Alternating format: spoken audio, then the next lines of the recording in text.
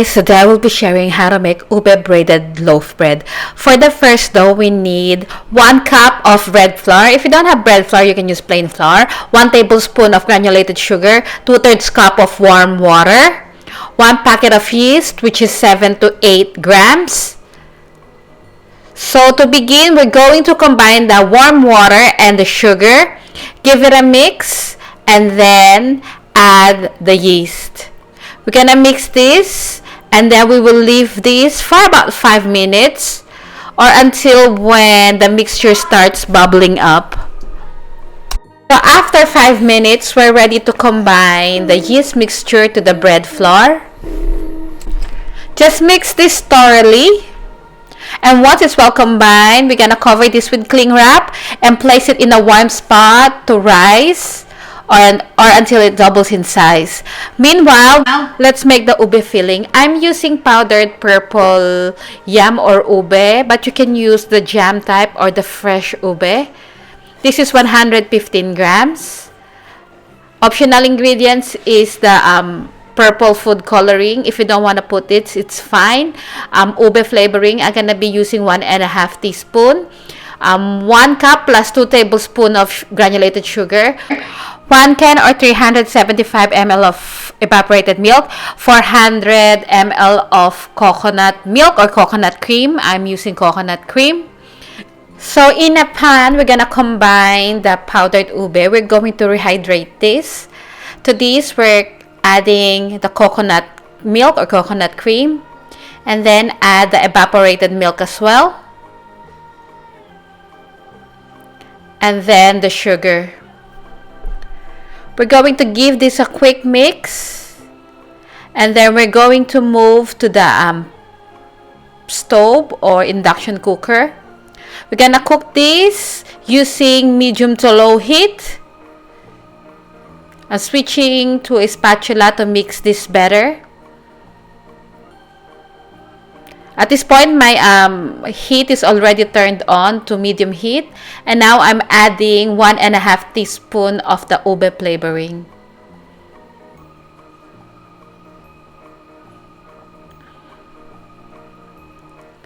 Continue mixing.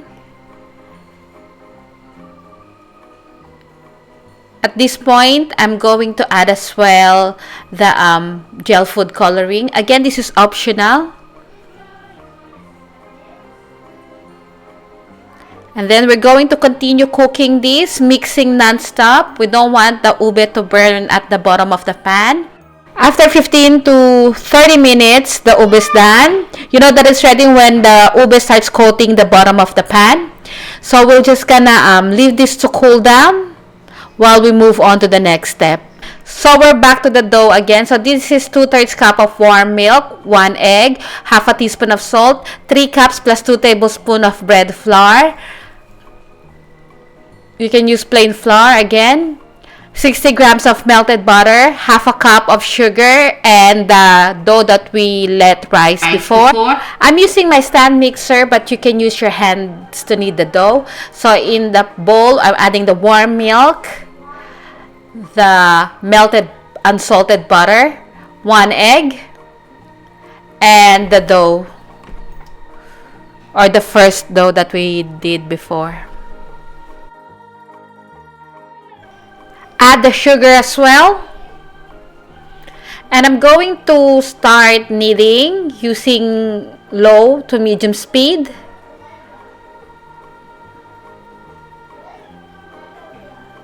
So combine the bread flour and the salt, give it a quick mix, and then we're going to add the flour into addition. Don't dump the flour all at once,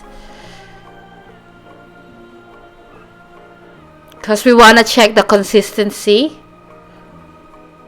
If it's too wet, you can add a little bit more flour, but don't add flour like in big amounts. Do a tablespoon at a time.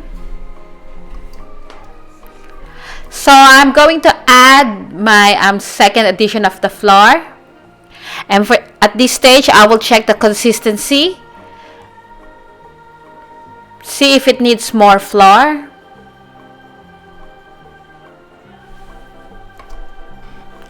So I know that this dough is perfect, so I don't need to add any more flour. So I'm gonna continue mixing for about 6 to 8 minutes or until when the dough is smooth and elastic. Just like this. Now I've got a bowl with a little bit of oil on it. And this is my dough. I'm just slapping it into my hands just to make it more elastic. And then I'm gonna form this into a bowl and roll it into the oil. We will cover this with cling wrap and then place it in a warm spot for about 1 hour to 1.5 hours or until when it doubles in size. In my parchment paper, I'm sprinkling a little bit of the bread flour. Our dough has doubled in size, so we're just gonna dump this on top of the parchment paper.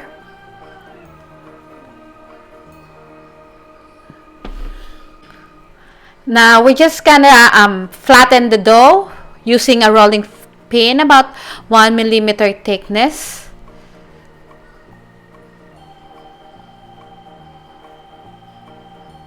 So flatten the dough rectangular shape. So I flatten and stretch my dough to the desired length that I like. And now I'm going to add the ube filling on top of this, not too thick.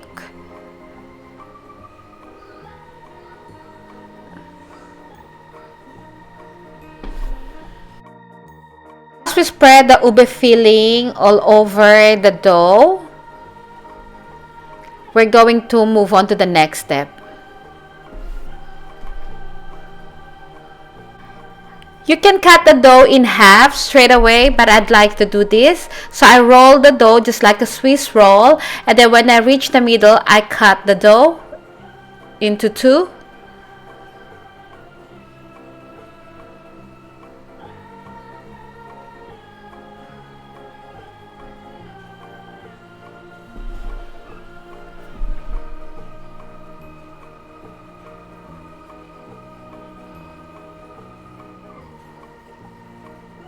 So set aside the other half. We're going to split the dough in the center.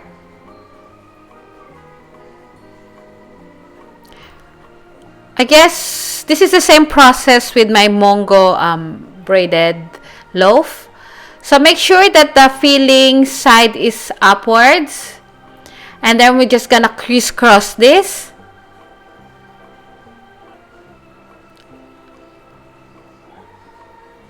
Just like so. So it's like we're braiding.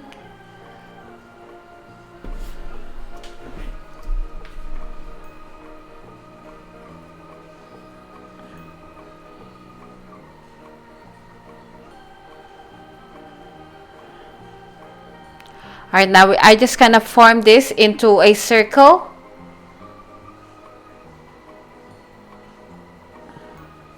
And then we will just gonna form this into a circle or just like a wreath. You can shape this better than I did. And then we will transfer this into a baking tray.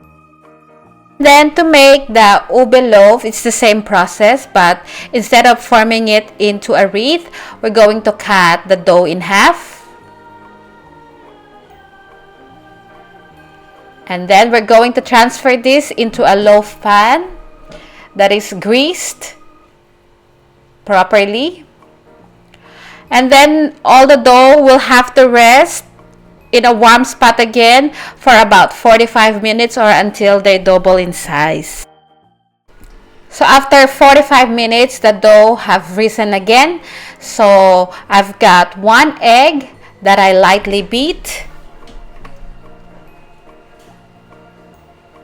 Just to make our bread golden brown, I'm going to brush the top of the bread with the egg wash.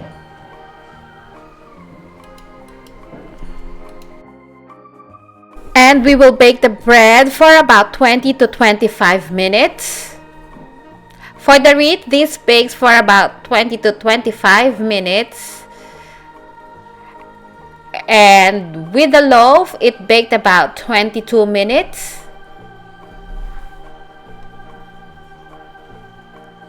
And this is the finished product. I hope you give this a try because this is really good. Very easy to make. The only thing that is hard is waiting for the dough to rise. And just to show you what it looks like inside the bread when you cut it.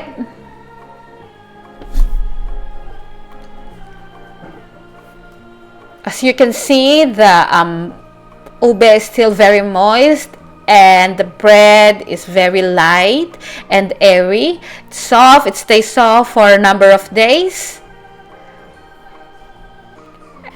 And I will show you the other bread.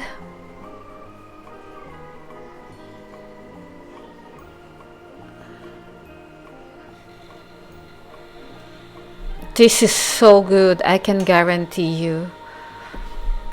Thank you so much for watching, and I'll see you again next week. Bye!